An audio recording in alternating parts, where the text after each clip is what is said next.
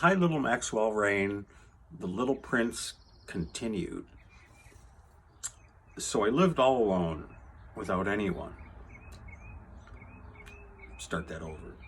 So I lived all alone, without anyone I could really talk to, until I had to make a crash landing in the Sahara Desert 6 years ago. Something in my plane's engine had broken, and since I had neither a mechanic nor passengers in the plane with me, I was preparing to undertake the difficult repair job myself. For me, it was a matter of life or death. I had only drinking water for 8 days. 1, 2, 3, 4, 5, 6, 7, 8. Can you count to 8? The first night, then, I went to sleep on the sand and 1,000 miles from any inhabited country. I was more isolated than a man shipwrecked on a raft in the middle of the ocean. So you can imagine my surprise when I was awakened at daybreak by a funny little voice saying, "Please, draw me a sheep." What? Draw me a sheep. I leaped up as if I had been struck by lightning. I rubbed my eyes hard. I stared, and I saw an extraordinary little fellow staring back at me seriously. Here's the best portrait I managed to make of him later on.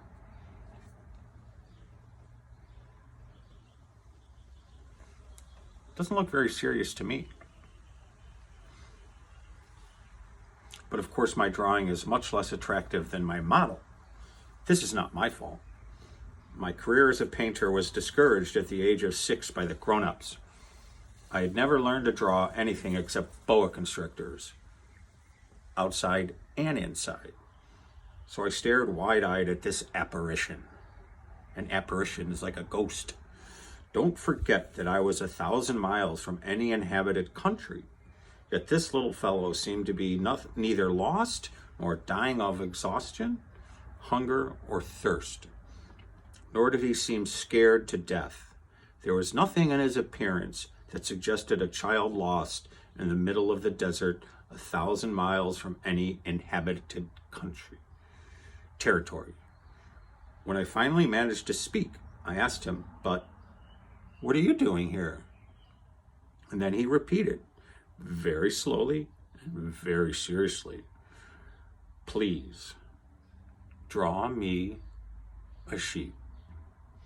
In the face of an overpowering mystery, you don't dare disobey.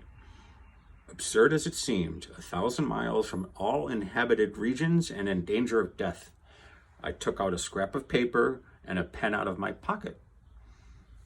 But then I remembered that I had mostly studied geography, history, arithmetic, and grammar, and I told the little fellow, rather crossly, that I didn't know how to draw. He replied, "That doesn't matter. Draw me a sheep." Since I had never drawn a sheep, I made him one of the only drawings I knew how to make. One of the boa constrictor from outside, and I was astounded to hear the little fellow answer, "No, no, I don't want an elephant inside a boa constrictor. I want a boa constrictor is very dangerous, and an elephant would get in the way. Where I live, everything is very small. I need a sheep. Draw me a sheep." So then I made a drawing. He looked at it carefully and then said, "No, this one is already quite sick. Make another. You can see for yourself that's not a sheep. It's a ram. It has horns." See the horns? Horns. So I made my third drawing, but it was rejected like the other. This one's too old. I want a sheep that will live a long time. That's the old sheep. So then, impatiently, since I was in a hurry to start work on my engine, I scribbled this drawing and added, "This is just the crate. The sheep you want is inside."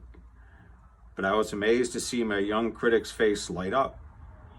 That's just the kind I wanted. Do you know this sheep will need a lot of grass?" "Why?" Well, here's the crate. That's the crate the sheep goes in.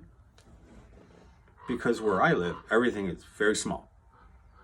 There's sure to be enough. I've given you a very small sheep. He bent over the drawing. Not so small as all that. Look, he's gone to sleep.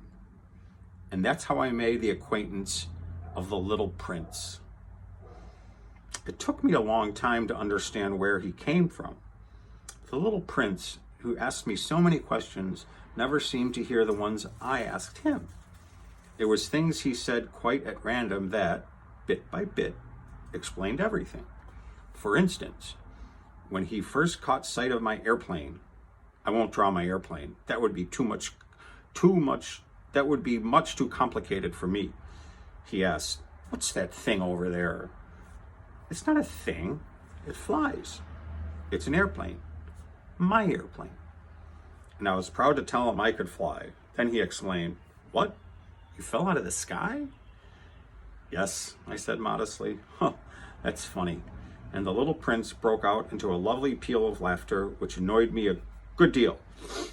I like my misfortunes to be taken seriously. "Oh, Prince, so you fell out of the sky too? What planet are you from?" That was when I had the first clue to my mystery of his presence, and I questioned him sharply. "Do you come from another planet?" But he made no answer. He shook his head a little, staring at my airplane. "Of course, that couldn't have brought you from very far." And he fell into a reverie that lasted a long time. Then, taking my sheep out of his pocket, he plunged into contemplation of his treasure. You can imagine how intrigued I was by this hint of other planets. I tried to learn more. "Where do you come from, little fellow? Where is this where I live of yours? Will you be taking my sheep?" After a thoughtful silence, he answered, "The good thing about the crate you've given me is that he can use it for a house after dark." "Of course.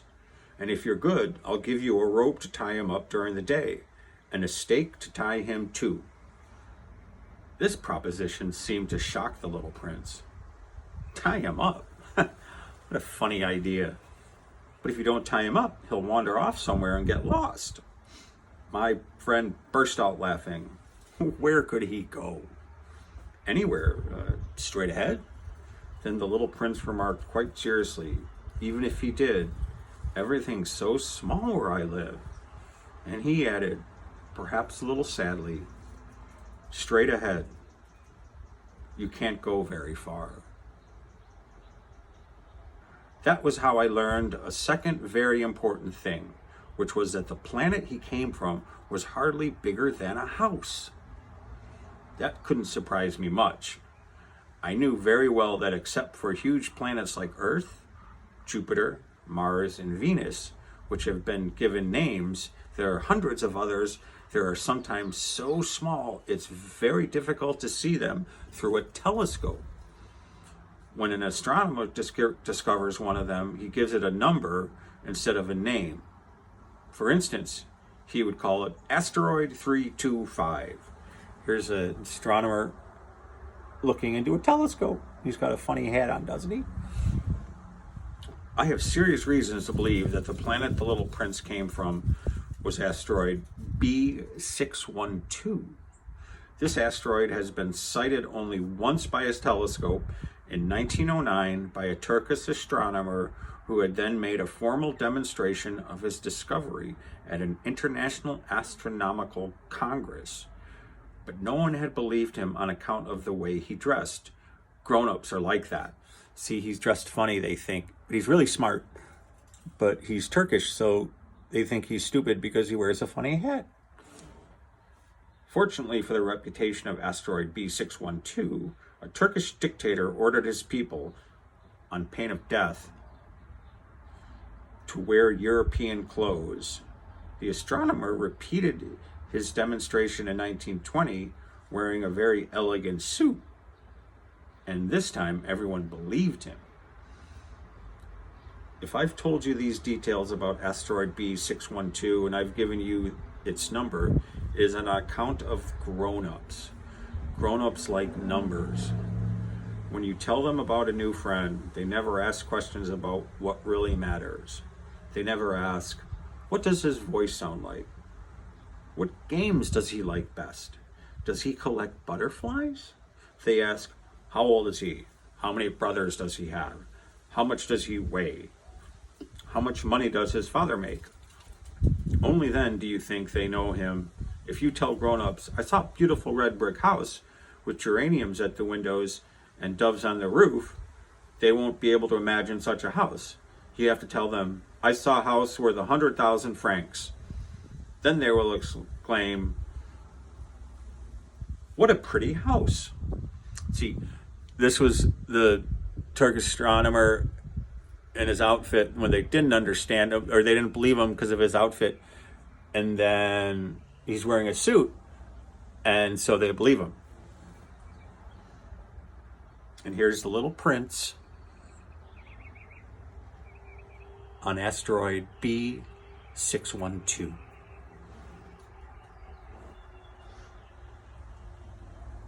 And that will conclude today's reading. We will see you tomorrow.